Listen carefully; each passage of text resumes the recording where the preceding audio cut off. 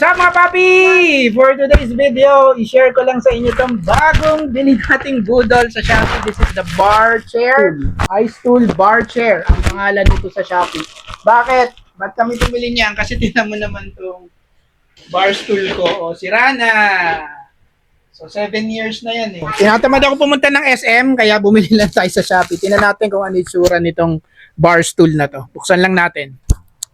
Ang presyo nito is parang 1.4 yata isa. So, ang total na binayaran natin is around 2.8. 2.8 yata. Ito na yan ako. Ah, ang ganda oh. Pwede siya mga papi oh. Oh. This is made out of metal. Hindi siya plastic ha, metal siya. Quality naman yung pagkakagawa nito eh oh. Maayos siya.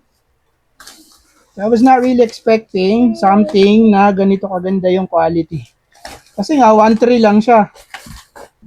Okay, so after 100 years, ito na. Ito.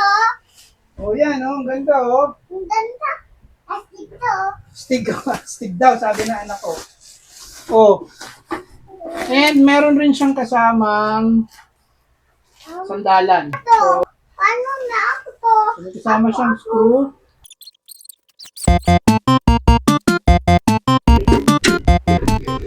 Ito na yung finished product natin.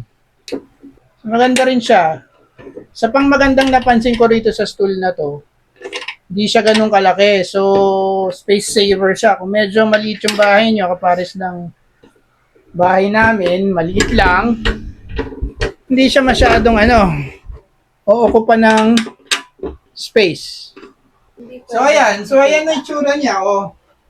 Sakto lang. Medyo, ayan, pag nagtatrabaho ako, dito sa laptop ko, shoot lang. Maliit lang siya. Hindi siya okupa ng masyadong malaking space. So, ayun lang. Kung interesado kayo dito sa bar stool na to, ilagay ko na lang yung link sa baba. I-click nyo na lang para bumili rin kayo. Mura lang to, sobra. 1.3 or 1.2 something. Lagay ko na lang yung price sa video natin. Thanks for watching. Till the next video. Peace!